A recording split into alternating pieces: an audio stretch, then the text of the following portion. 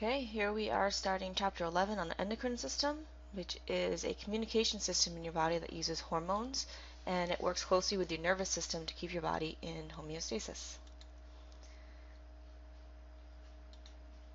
So the first thing we're going to do is we're going to compare the nervous system to the endocrine system. So we already talked about the nervous system. And if you remember, the nervous system communicates around your body through electrical impulses. And it uses specialized cells called neurons to do that. And the response in the nervous system is very, very fast. So you can have one neuron talk to another neuron in a matter of milliseconds. Now the thing with the nervous system is it's a very localized response. Wherever one neuron meets another neuron, that's where the response is going to happen. The endocrine system, on the other hand, is going to communicate through chemical messengers called hormones. And these are going to travel all throughout your bloodstream.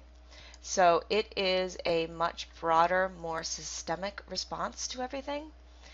You can have a hormone get released from one part of your body and it will interact with cells in a completely different place. Problem with this is that it takes longer for the response to happen, but the response can actually happen for a longer amount of time. So if you look over here, we have our nervous system. A nerve cell comes down, the impulse sends down, neurotransmitters get released, and they contact directly to the next cell. And so it's a very fast, localized response. Where in your endocrine system, you'll have endocrine cells that are in one part of the body, release their hormones into the bloodstream. They travel all throughout the bloodstream until they reach their target cell, which could be somewhere else completely in the body. So it takes longer for this to come into effect, but again, it can last for a longer amount of time as well. The two systems work really closely together to keep your body in homeostasis. So what is the endocrine system? Well, it's made up of various glands that are going to produce and secrete hormones. These glands are called endocrine glands. And endocrine glands release secretions into your blood. The other type of gland in your body are called exocrine glands, and they release secretions outside of organs, like your sweat glands are exocrine glands. They release them outside of your blood, outside of your body. But endocrine glands are going to release things right into your blood, usually hormones, and those hormones are going to travel around to the different places in your body. So the job of your endocrine system is basically many different things: regulating growth, regulating your metabolism, sexual development. You start producing certain hormones at a certain age when you start going through puberty. All of these things are controlled by your endocrine system. Your endocrine system also is going to allow you to respond appropriately to stress and injury. When your body is under stress or has been injured, it needs to be able to do certain things in order to keep you alive. And so your endocrine system actually plays a really important role in that. And overall, your endocrine system keeps your body in homeostasis. Everything needs to be stable. You need to have the right amounts of everything. And the way the endocrine system works is a system designed specifically for homeostasis, and it's called negative feedback. So we're going to start with this podcast. We're going to talk about what hormones are, the different types of hormones, and what they can do. Okay, so a hormone is a chemical substance that's secreted into the fluids of the body, and they're going to regulate metabolism of other cells in the body. So they get released from certain cells, and then they're going to control the metabolism of other cells. The word metabolism really doesn't just talk about breaking down food. It's talking about any kind of chemical reaction that can happen in the body or in a cell. And so hormones are going to directly impact on various kinds of metabolism. So whether it's getting energy, or it could be making proteins, could be making lipids, breaking down things, all of these things constitute metabolism. There are two main types of hormones that your body makes. You have an amino acid based hormone, or also called non-steroid. These are the most common type of hormone. And amino acid means protein. Okay, so these are protein based hormones. There should be a P there. Okay. And so your body's genetics can make these very easily. That's why they're the most common type, because it's right in your genes, the amino acid protein type of hormone. The other type are the steroid-based hormones, and these ones are actually made from a chemical called cholesterol. You hear about cholesterol as being bad for you, but you actually need cholesterol in order to make certain types of hormones. These hormones are able to actually cross into the cell membrane in order to do their work, and so they're a really important part of the way your systems work. There is another group of hormone type substances. They're not considered actual hormones. They're called prostaglandins, and they work very localized when they're stuff. So if you get a cut, you need to stop bleeding right away. Prostaglandins are actually released from cells right in that area and immediately will stop or start releasing proteins that will help you to clot your blood. So they're not released from endocrine glands themselves, they're released from other cells, but they do a very localized response right where it's needed. Okay, so the way the hormones work. Hormones affect only certain tissues or organs. They're referred to as target cells or organs. So it's kind of like a lock and a key. Target cells have to have a specific protein receptor on the cell membrane or in the cytoplasm in order for the hormone to do its job. So just like you have a key that opens your house, it only opens your door. It's not supposed to open anybody else's door. Hormones are only going to work on certain cells in certain ways, and it will only work on those cells that have the correct key, the receptor. And once the hormone binds to its receptor, to this specific protein, then it's going to stimulate some kind of activity in that cell.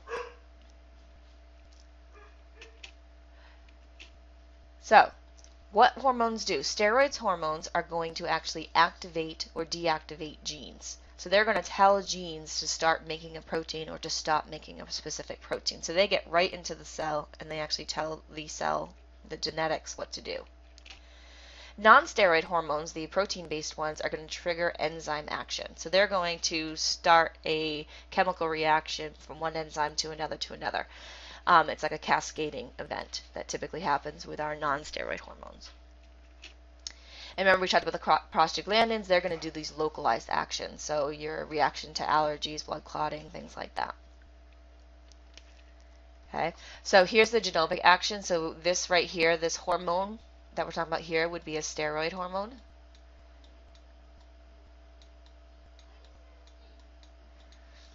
Okay, so it actually can go right into the cell and it finds its receptor and it binds to that receptor and then it can actually get right into the nucleus and make some mRNA, which is going to be our precursor to the protein we're going to make. So those are the steroid ones. The non-steroid ones, the protein-based ones down here, they're not going to be able to get into the cell. They can't cross the cell membrane. So their receptor is right on the outside. They bind to the receptor, and that causes a second message or something else in here to have a reaction, whatever needs to happen. So we'll take a closer look at these. Okay, so here we are looking at a non-steroid protein-based hormone. And in this guy here, you can see, okay, the hormone comes down, like this example here is epinephrine, binds to the receptor, and that's going to stimulate this protein called the G protein to stimulate this enzyme, which stimulates this thing, which tells this enzyme to do something. So it's this cascading event. And once that happens, it moves along. Over here is your steroid hormone. So there's your steroid hormone. It gets actually right into the cytoplasm, finds its receptor, and then once it's bound to that receptor, it can get right into the nucleus, and it will go right over to the DNA and make mRNA be made. The mRNA will leave and proteins will get made out into the cytoplasm. And over here is your prostaglandins. So here you have the cell. It's a very localized response. It's going to release these little chemicals and it's going to stimulate the cells that are right next to it. So it doesn't have to travel very far. It doesn't have to go anywhere. It just goes right to the cells right next to it and tells them you need to start making something or you need to start dividing or doing whatever it is they need to do. Alright, so hormones. A lot of different things can happen once the hormone receptor complex is complete. One, you can change the plasma membrane to permeability or electrical state. So sometimes you can make it so that the cell will take in ions, change the electrical state, like for neurons, okay, for the impulse to go traveling down. So you can change that, what can get in and out of the cell. You can make the cell start to make different proteins, like enzymes. That's what the steroid ones do. You can activate or inactivate enzymes. So sometimes you want to get reactions going. So enzymes, remember, speed up chemical reactions. So you can get more of those working and make a reaction go faster, or you can get some of them to stop to make a reaction stop. Induction of secretory activity. So this means you're going to start releasing more and more stuff. So it can tell a cell you need to start releasing your stuff. So some hormones will communicate with one cell, and that cell will then start releasing its own hormones. Stimulation of mitosis. This is important, especially if you get a cut or during growth, things like that. Mitosis is what happens. You make copies of your cells. And so if you're making copies of your cells, you need to make sure they're correct. And hormones will tell the cells, start to make copies, we need more, and it gets it going. Now, on occasion, you have hormones that can have different effects on different cells. Epinephrine is an example of this. This is used in your fight or flight response, which we'll talk about in the next podcast, but depending on the cell that it's contacting with, it'll have a different effect on that cell. So we'll take a closer look at that in the next podcast. Now, the extent of activity of a hormone depends on 3 different things. So how much can this hormone actually do? Depends on the blood levels of the hormone, how much is released. You're supposed to release a certain amount that gets the reaction going. Once the reaction's done, you shut that off. Some people don't release enough of certain hormones, and some people release too much of certain hormones, and that can cause imbalances. Number of receptors on the target cell. So target cells have to be able to take that hormone and allow the reaction to happen. If there's not enough receptors on the target cell, it can keep the reaction from going. This can happen sometimes with diabetes. And then the strength of the binding between the hormone and the receptor. How well does that hormone bind to the receptor? And again, this can be a problem in certain kinds of disorders where the binding does not happen correctly. The hormone is not shaped exactly right, or the receptor is not shaped right. They don't bind strongly enough, and then the reaction does not happen. So in the next podcast, we're going to take a look specifically at how hormones do their job, and we'll take a look at 2 specific cases.